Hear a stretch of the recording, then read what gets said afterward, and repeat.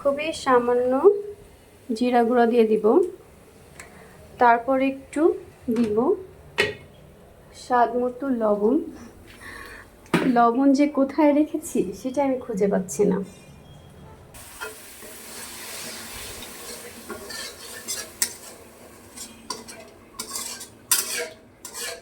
এর মধ্যে আমি চিংড়ি মাছ দিয়ে দিয়েছি।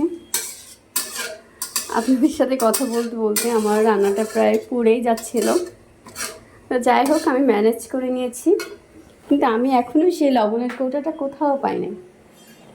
ও আচ্ছা, মনে পড়েছে, আমি চিনি ভেবে লবণের কৌটাটা ডেস্কের মধ্যে রেখে দিয়েছি। তো যাই হোক, এখানে আমি সামান্য একটু লবণ দিয়ে দিব। যাই হোক, আমি এর মধ্যে স্বাদ মতো লবণ দিয়ে দিলাম। এরপর একটু ভালো করে নাড়াচাড়া করে কষিয়ে নিচ্ছি। আমি জানি না কালারটা কেন এরকম দেখাচ্ছে ভিডিওতে। আচ্ছা, আমি তো এখনো হলুদই দিই নাই।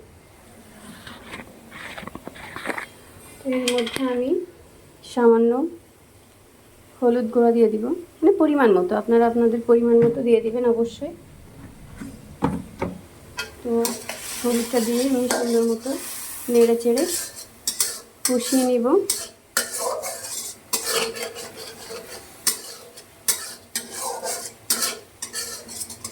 যে একটু তেল উঠে গেলে আমি এর মধ্যে কেটে রাখা মূলাগুলো দিয়ে দিব।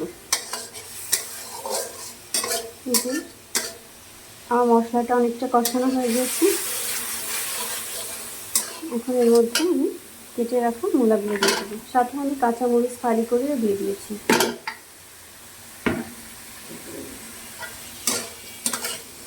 মূলাটা একটু কষিয়ে নিয়ে পরবর্তীতে এর মধ্যে আমি একটু গরম পানি দিয়ে দিব। আচ্ছা, এটাকে কিছুক্ষণের জন্য ঢেকে রাখবো।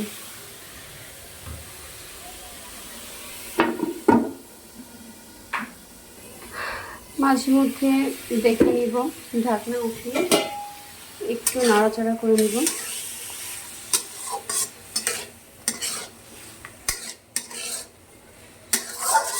তো এই পাশে আমি গরম পানি দিয়ে দিয়েছি। এর মধ্যে আমি খুন্তে রেখেছিলাম, যার কারণে পানিটা একটু হলুদ কালার লাগতেছে। তো আবারও ঢেকে দিব।